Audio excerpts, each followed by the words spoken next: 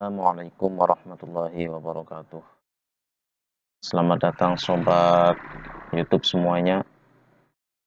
Alhamdulillah pada kesempatan hari ini saya mau menyampaikan kembali tentang kajian di channel YouTube saya. Pada kesempatan kali ini saya akan menyampaikan kajian tentang gempa bumi, tinjauan sains dan Islam. Menanggapi sekitar 1 minggu yang lalu terkait gempa di Cianjur dan sekitarnya. Bagaimana sesungguhnya gempa bumi itu dalam tinjauan sains dan Islam. Di sini saya sudah menyajikan dalil-dalil yang ada di Al-Quran yang kebetulan saya ambil melalui tafsirnya. Saya ambil melalui kitab, melalui Maktabah Syamilah, aplikasi Maktabah Syamilah, dan saya cari di tafsir Tobari. Ini gambarnya. Langsung saja saya ingin membuka Maktabah Syamilah. Sudah saya siapkan beberapa ayat di sini. Saya ingin menyampaikan dari yang pertama, yaitu surat Az-Zalzalah. Bismillahirrahmanirrahim. Idza zulzilatil ardu zilzalaha wa akhrajatil ardu athqalaha. Wa qala al-insanu ma laha yawma idzin tuhadditsu akhbaruha bi anna rabbaka awhalaha. Yawma idzi yasdurun nasu Yawma idzi yasdurun nasu ashtatan liyuru a'malahum faman ya'mal mithqala dzarratin khairan yarah wa man ya'mal mithqala dzarratin syarran yarah. Jadi az-zalzalah idza zulzilatil ardu, ketika bumi diguncangkan dengan guncangan yang dahsyat. Ya, ini kan kata ketika ya. Ketika bumi diguncangkan dan kemudian dikeluarkanlah beban-beban yang ada dalam bumi, ya. Artinya magma, lahar, kemudian dikeluarkan, ya, bumi goncang-ganjing, bahan-bahan isi bumi keluar. Wa qaulal insanu malaha, apa yang terjadi pada bumi ini?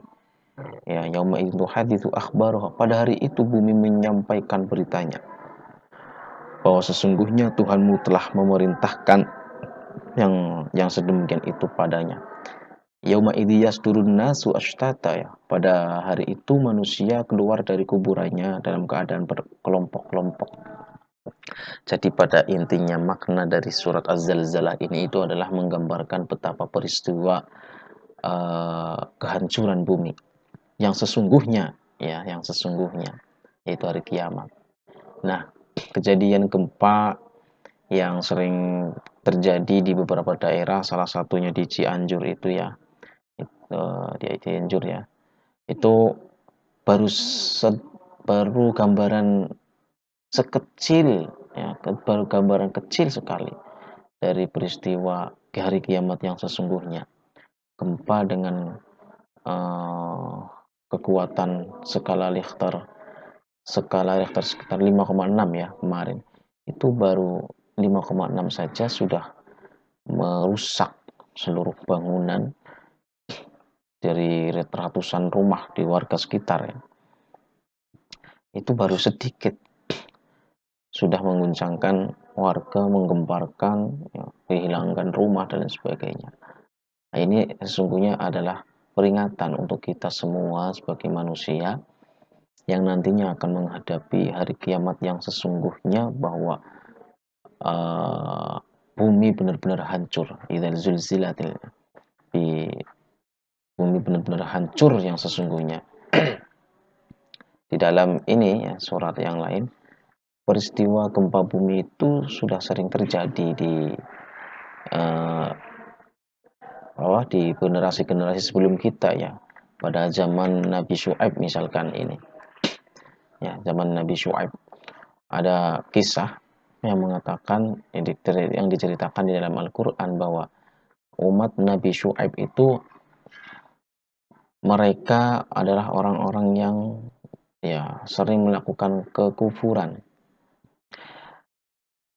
Di samping kufur, dia umat Nabi Syuaib itu ketika melakukan jual beli itu timbangannya selalu disimpan, ditutup-tutupi, tidak dikeluarkan dengan yang sesungguhnya. Misalkan kalau di saat ini sekarang kita ini ya, ada orang beli telur 5 kilo tapi timbangannya paling hanya 4 kilo berapa, tidak genap 5 kilo, 4 kilo setengah ya. Nah, itu praktek yang semacam itu menjadikan Allah murka sehingga umat Nabi Syuaib pada waktu itu terkena cobaan yaitu dijadikan bumi itu gempa ya, fa akhadathumur rajfah fa asbahu fi darihim jathimin ya. Ini peristiwa gempa bumi yang pernah dirasakan oleh umat Nabi Syuaib ya.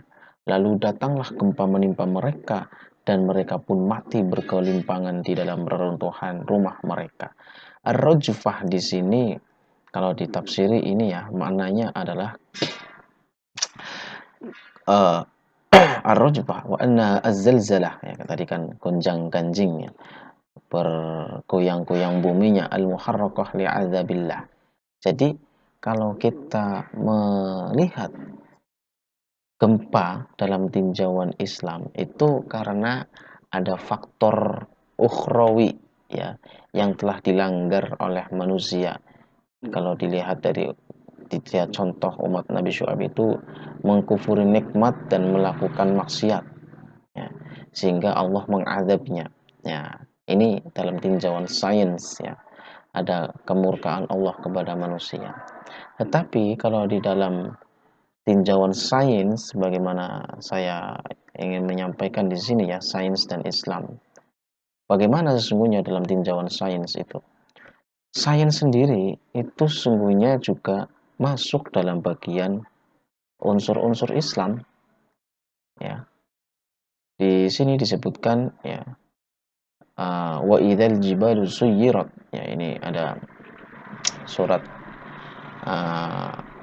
idza syamsu kuwirat wa idzan nujumu kadarat wa idzal jibalu suyirat ya. Ketika bumi itu digerakkan, artinya adalah hancurkan. Suyirat itu digerakkan, bumi digerakkan, itu berarti kan artinya dihancurkan. Suyirat kalau dalam makna bahasa Arab ya, dari kata saro ya, sirus sairon, suyirat sayiron, diperjalankan. Ketika bumi diperjalankan, wah ini ya, ketika bumi diperjalankan, maksudnya diperjalan bagaimana? Ya diambil buminya dari tempat yang sesungguhnya, dari tempat asalnya dipindah ke tempat yang lain ya. Bahan baku bumi mulai dari batu baranya, mulai dari emas, nikel, batu, semen dan sebagainya, apapun isi yang ada dalam bumi disuyirotkan, dijalankan. Siapa yang menjalankan?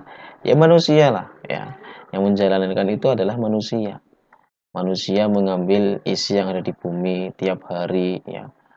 Ya. Nah, kalau tidak diambil bagaimana? Mau membangun rumah, membangun gedung dan sebagainya. Ya itu memang harus ada konsekuensi ya. Artinya tidak boleh eksploitasi dalam pengambilan barang tambang yang ada di bumi. Boleh mengambil tapi tidak boleh secara eksploitasi. Ya, artinya mengambil sewajarnya saja, tidak begitu besar-besaran ya. Biasanya kalau yang pengambilannya berbasis eksploitasi itu ya ada unsur-unsur ketidakwajaran ya, unsur politik, unsur makar dan lain sebagainya. Nah, maka kalau pengambilnya secara wajar itu tidak termasuk dalam kategori dzaharul fasadu fil barri wal bahri bima kasabat aydin nas ya. Bahwa sungguhnya kerusakan di bumi itu, bumi dan lautan adalah ulah manusia, dzaharul fasadu itu. Nah, kalau pengambilannya sedikit ya mungkin itu tidak terjadi pengaruh ya, tidak terjadi pengaruh mempercepat kerusakan bumi. Nah, kalau eksploitasi itu kan peledakan, itu berarti bisa mempercepat terjadinya kiamat. Maka di sini wa idzal jibalu suyirat. Di sini ya. Nah, artinya bumi itu terdiri dari lempengan-lempengan ya. Tadi ketika wa idzal jibalu suyirat ini lanjutannya, alimat nafsum ma ahdarat, maka manusia, ya, jiwa-jiwa yang ada dalam manusia itu mengetahui apa yang telah terjadi sesungguhnya, yaitu hari kiamat tadi ya. Oke, kalau kita melihat dari konteks wa idzal jibalu suyirat, ya, itu berarti bumi itu tersusun dari beberapa lapisan-lapisan ya. Bumi tersusun dari beberapa lempengan-lempengan ya. Kebetulan yang ada di mana itu, di Cianjur ya. Oke, kalau kita lihat gempa di Cianjur itu lempengan ya, lempengan Cianjur.